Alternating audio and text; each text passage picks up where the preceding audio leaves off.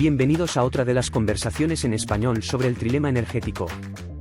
Comenzamos una miniserie sobre la energía nuclear, con este primer capítulo titulado ¿Necesitamos a las nucleares o no?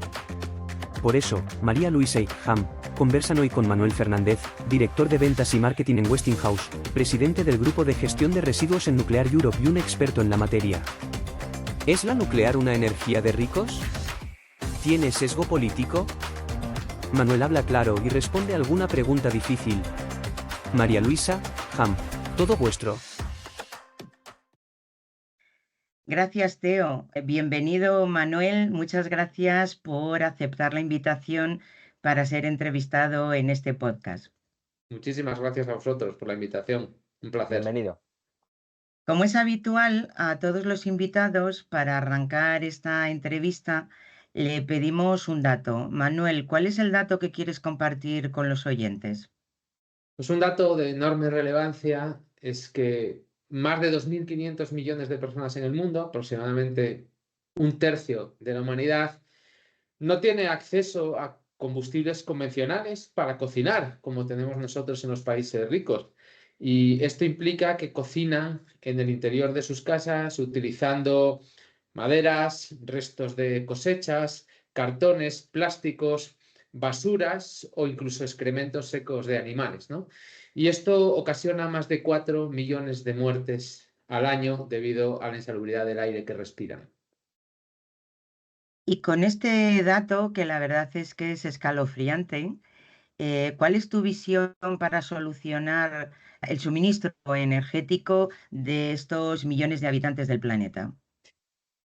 Hay todavía mucha gente en el planeta, hablamos de estos 2.500 millones, pero hay casi 1.000 millones de habitantes, unos 800 más o menos, que ni siquiera tienen acceso a la electricidad.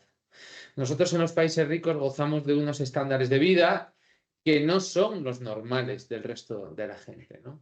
Y es un error, en mi opinión, es un error en el que solemos incidir desde los países europeos en tratar de solucionar el problema energético global con soluciones que nos valen a nosotros, pero que no tienen por qué servir a otros países del mundo que a lo mejor no están en la misma página de desarrollo histórico, tecnológico, de innovación, científico, social, incluso, que estamos nosotros.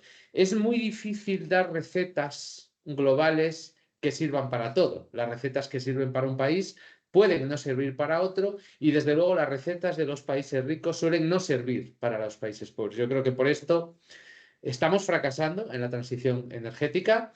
No hay más que ver los datos de emisiones de CO2 a nivel global, están en máximos históricos, cada año no dejan de subir, y esto es porque no conseguimos dar con la tecla que nos permita solucionar, como bien dices, María Luisa, ese trilema energético, ¿no? Esa transición energética hacia fuentes que sean emisoras de CO2 muy bajas, que sean casi neutras en carbono, y que a la vez sean capaces de abastecer la demanda energética, sobre todo de esos países en desarrollo, y que a la vez sean baratas, sean competitivas, ¿no? Que son un poco los tres vértices de ese trilema energético. Yo creo que nos compete a los países ricos, que por eso somos ricos, desarrollar las tecnologías que permitan que los pobres hagan una transición energética y sean capaces de progresar, de mejorar y de aumentar su calidad y sus estándares de vida sin hipotecar su futuro, claro. ¿Y eso se llama nuclear? No hay, como digo, no va a haber una solución mágica, ¿vale? Va a haber un mix de soluciones en las que sin duda entre ellas va a estar la energía nuclear. La energía nuclear es una energía de presente, produce en España y en Europa aproximadamente el 20% de la electricidad, un poquito más en Europa, casi el 25%, pero en España produce más del 30% de la electricidad libre de emisiones. Es un pilar fundamental en la transición energética española y así va a ser un pilar en la transición energética de muchos países del mundo. En la COP28 de Dubái, 23 países firmaron un acuerdo para triplicar la energía nuclear de aquí a 2050. Y todos los países desarrollados del mundo que cuentan con energía nuclear están pensando en ampliarla, en construir nuevas centrales y por no hablar, por supuesto, de China, que tiene ya, casi va a alcanzar a Francia en el número de reactores nucleares y planean tener más de 400 reactores nucleares de aquí a 2050. Por tanto, es una energía presente, va a ser una energía de futuro y sin duda va a estar entre esas soluciones para el trilema energético. Manuel, las bondades de la energía nuclear las has contado, pero ¿cómo gestionamos esta contestación social? ¿Cómo gestionamos esta oposición de la sociedad? Y sobre todo, ¿cómo gestionamos estas decisiones políticas que nos están llevando justo a lo contrario de lo que ocurrió en la COP28? Yo creo que hay que aislar lo que sucede en distintos países. No todos los países son iguales, ni siquiera todas las ideologías políticas tienen el mismo comportamiento hacia la energía nuclear en todos los países. Por ejemplo, los verdes finlandeses son pronucleares. El Partido Verde finlandés han defendido la energía nuclear en Finlandia, han defendido la energía nuclear en Europa. El Partido Socialista francés no es antinuclear y hay muchos otros partidos socialistas por el mundo que no son antinucleares. Y conviene tener muy claro que lo que está pasando en España es una excepción, no es la regla, es una excepción. Como decía antes, la mayoría de países del mundo que tienen centrales nucleares, o todos, salvo España, planean continuar con la energía nuclear. Alemania es probablemente el paradigma de país que teniendo un 25% de energía nuclear como tenía en el año 2010, decidió cerrar sus centrales nucleares, claramente pegándose un tiro en el pie. No hay más que ver los datos tanto energéticos como macroeconómicos de Alemania para ver lo que estamos hablando, unos niveles de producción industrial en el equivalente de los años 80, unos precios de electricidad altísimos y sigue siendo el país de Europa que más CO2 emite y que más contamina, ¿no? Y aparte de pagar la electricidad a un precio muchísimo más alto de lo que lo paga, por ejemplo, su vecina Francia, ¿no? De la cual, por cierto, importan un montón de electricidad que es nuclear, ¿no? Es de esas pues paradigmas energéticos que tenemos en Europa. Por tanto, insisto que el caso español es un caso particular, no es la generalidad. De hecho, somos el único país del mundo, que se dice pronto, que teniendo centrales nucleares las quiere cerrar, lo cual va a ser un error igual que ha cometido Alemania, claro. Citas a Alemania, citas a las importaciones. Dicen que el modelo alemán funciona porque sus vecinos tienen un modelo diferente.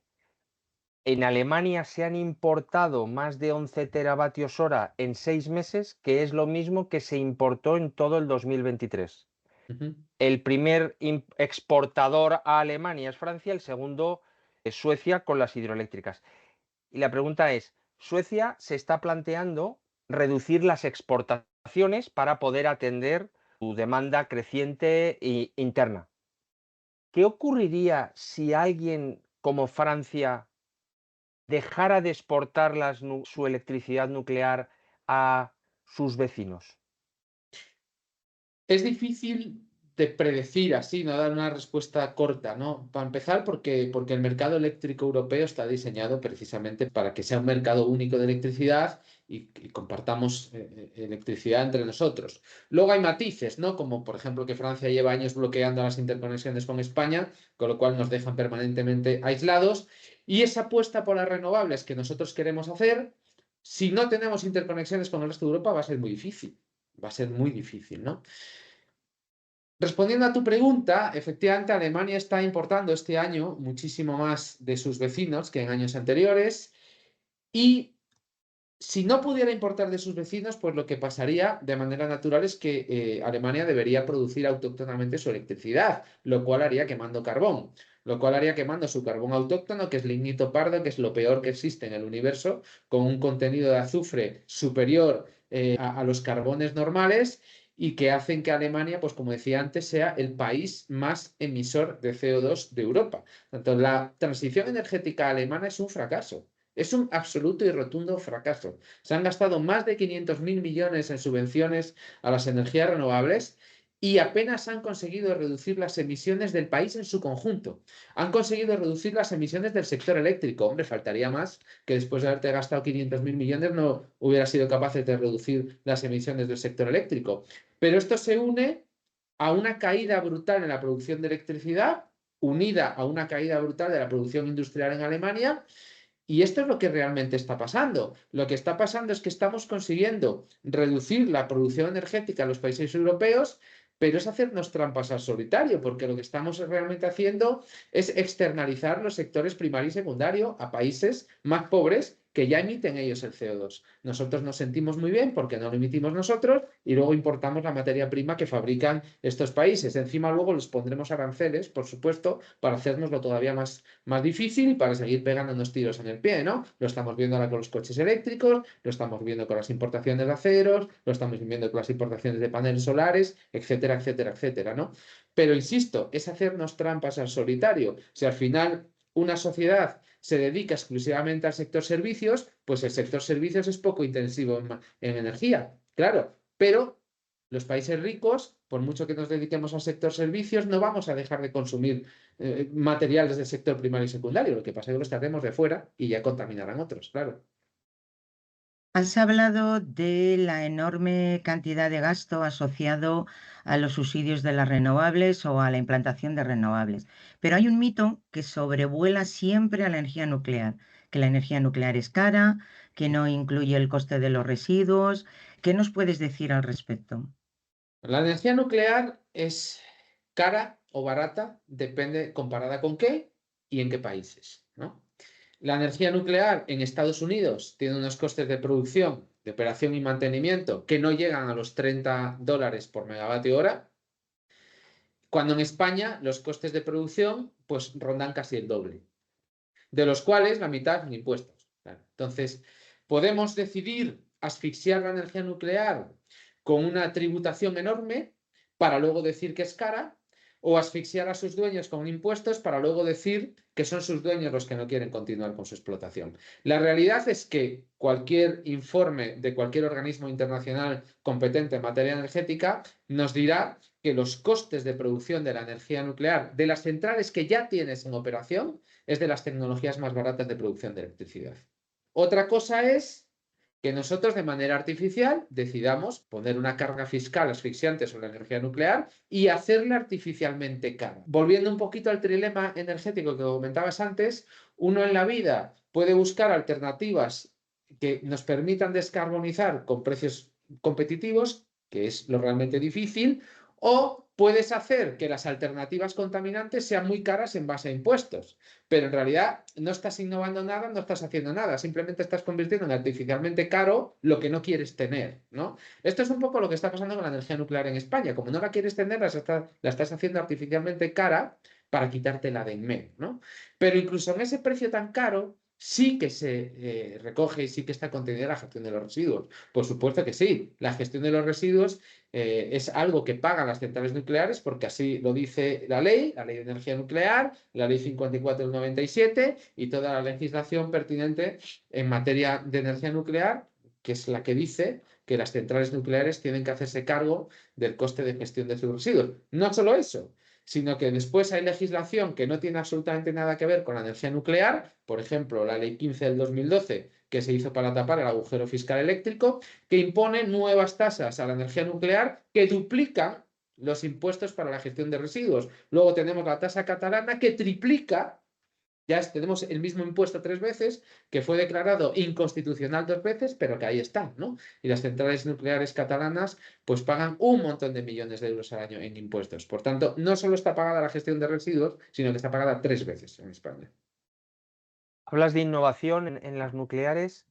Los SMRs, los Small Module Reactors, reactores modulares pequeños, que es la innovación en las nucleares ahora mismo, ¿son el futuro o esto es como, digamos, algo que verán nuestros nietos igual?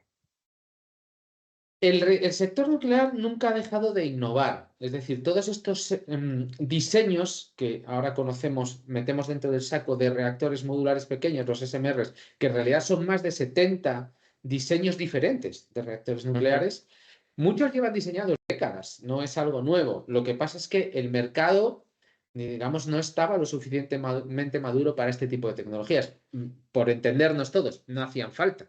Y lo que siempre ha hecho falta en los países intensivos en consumo de electricidad eran grandes centrales, grandes productoras de electricidad que produjeran mucha electricidad en un mismo emplazamiento y luego se distribuyen. Pasa que nuestra sociedad ha avanzado tanto que el paradigma eléctrico está cambiando. Probablemente ya en el futuro esos grandes centros de producción a lo mejor van a tener cada vez menos sentido y lo que tenemos que hacer es una generación de electricidad distribuida y capaz de seguir la demanda, ¿no? Entonces, para eso, los reactores modulares pequeños se abre una nueva ventana de oportunidad para todo este tipo de tecnologías que además no van a servir exclusivamente para producir electricidad, porque las centrales nucleares hasta ahora, en la historia, lo único que han producido es electricidad, ¿vale? Pero sirven para producir muchas más cosas. Por ejemplo, hay reactores modulares pequeños con diseños de muy alta temperatura que son magníficas fuentes de calor para procesos industriales, para los cuales en la actualidad no hay alternativa para los combustibles fósiles. Estamos hablando de reactores que pueden operar a 900 o 1000 grados centígrados. Y esa fuente de calor para procesos industriales pues es muy interesante. O también pueden ser utilizados para producción masiva de hidrógeno, bien sea para el transporte, bien sea para quemar el hidrógeno como alternativa al gas en usos industriales, ¿no? O pueden ser utilizados para desalación masiva de agua. Allá en países o en sitios donde el agua sea escasa, se puede utilizar la energía nuclear pues para desalar agua de manera masiva.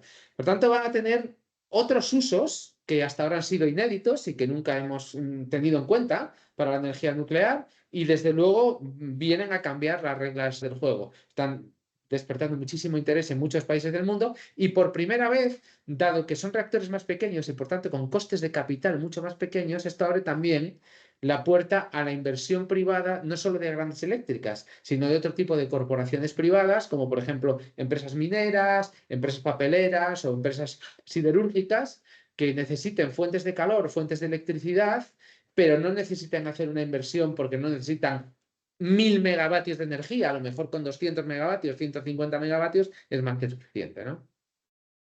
Has hablado, Manuel, de la generación distribuida y es un concepto que se ha implantado y desarrollado con la penetración de las energías renovables, porque la eólica, la fotovoltaica se pueden distribuir y están deslocalizadas, ¿no? Pero hay un segundo mito asociado a la energía nuclear de quien defiende que la implantación de la energía nuclear y más, en este caso concreto, los Small Modular Reactor o cualquier otra aplicación, ralentiza la penetración de las energías renovables. ¿Qué opinas al respecto? Pues es un problema complejo. Primero porque, y me gustaría dejarlo muy claro, primero porque en la transición energética estamos confundiendo los fines con los medios. Es decir, el fin es producir electricidad baja en carbono. El fin no es instalar energías renovables, ¿vale? Estamos confundiendo el fin con los medios. Las energías renovables son una herramienta muy útil, muy necesaria para la descarbonización, pero no son la única. Es decir, no estamos jugando a quitar todo para poner renovables, porque sí, ¿vale? Ese no es el objetivo. Si tú ya tienes un 20% de electricidad descarbonizada gracias a la energía nuclear, quitar esa nuclear para que dé cabida a más energía renovable, pues no tiene ningún sentido, ni desde el punto de vista de la producción de electricidad, ni desde el punto de vista de la seguridad del suministro, ni desde el punto de vista del coste, ni desde el punto de vista de nada. España ya tiene un 60% de penetración de energías renovables en buena parte del año, que junto a la energía nuclear tiene un 80% de electricidad libre de carbono, y nosotros somos la referencia de Europa en transición energética. Nosotros, no Alemania, nosotros. Deberían mirarnos a nosotros y a Francia, por supuesto, con su gran penetración nuclear, ¿no? Eso por una parte. Y por otro, es cierto que la energía nuclear, en el paradigma anterior que yo venía comentando de producción eléctrica, las grandes centrales nucleares siempre han operado en base. Quiere decir que siempre han operado a 100% de potencia, haciendo de base del sistema eléctrico, donde iban entrando luego el resto de tecnologías conforme fueran necesarias. Es cierto que la alta penetración renovable que tenemos ahora, y que es una muy buena señal y una muy buena noticia, unido a la energía nuclear, hay veces en el año, cada vez más horas en el año, donde solo estas tecnologías son capaces de cubrir el total de la demanda, ¿vale? Y por tanto, primero, hay precios cero en el mercado, y segundo, hay horas en el año donde se está produciendo más energía renovable de la necesaria. Y se producen, pues, curtailments, hay que, digamos que, desperdiciar energía, ¿no? Pero si os fijáis, eso no es un problema de las energías renovables, ni es un problema de la energía nuclear. Es un problema de que no estamos haciendo las cosas bien. Es un problema de que no hay demanda. Es un problema de que vosotros podéis instalar todas las renovables del mundo que queráis, pero no hay demanda. El pico de demanda eléctrica en este país fue en el año 2007 y desde entonces la demanda no hace más que bajar, lleva 17 años bajando. Entonces, el objetivo de instalar tantas renovables es porque la base que subyace es que nosotros íbamos a electrificar la sociedad, cosa que no está pasando. No estamos aumentando la demanda eléctrica y si no estamos electrificando la sociedad, nos sobra producción eléctrica. Es un problema de demanda, no es un problema de oferta, ¿vale? Entonces, quitar energía nuclear para seguir poniendo energías renovables no va a solucionar el problema de demanda mientras no seamos capaces de verdad de electrificar la sociedad.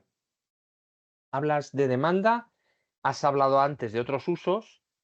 Me hubiera encantado que dijeras los data centers y todos estos grandes supuesto, bloques sí. de demanda.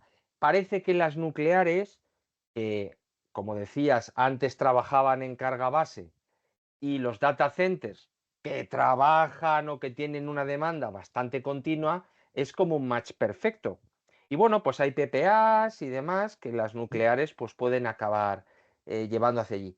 Sin embargo, en Estados Unidos empieza a haber protestas de utilities que no tienen nucleares porque en esos PPAs pues se deja de pagar gastos de red, ¿no? Oye, pues yo pongo el data center pegado a la nuclear Claro. y evito llevar toda esa electricidad por la red, pero otros tendrán que pagar esos costos fijos de la red, ¿no? Y entonces parece que el que tiene nuclear tiene una oportunidad y el que no la tiene protesta aduciendo cierta desigualdad.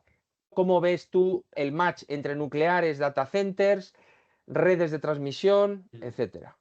Es que el sistema eléctrico es tan absolutamente kafkiano que se da la situación absurda que si todos ahorramos, el coste es mayor. ¿Vale? ¿Por qué? Porque el sistema eléctrico es un sistema de costes fijos con ingresos variables. Entonces, por poner un ejemplo para que todo el mundo nos entienda, si los costes fijos de la red son, no sé, 8.000 millones al año, por decir algo, si todos los habitantes de España nos pusiéramos autoconsumo y nos desconectáramos de la red, el último que se queda tiene que pagar 8.000 millones. ¿Vale? Ese es el problema.